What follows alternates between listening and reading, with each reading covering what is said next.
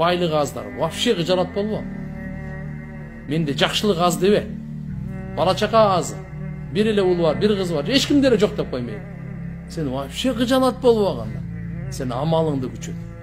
Берүү Алладан. Баланы, малды көп бергенде сен ойлой бербеш керек. Кимге Алла субханаху ва тааля мындай бай болсо, жакшылык экен. Жок.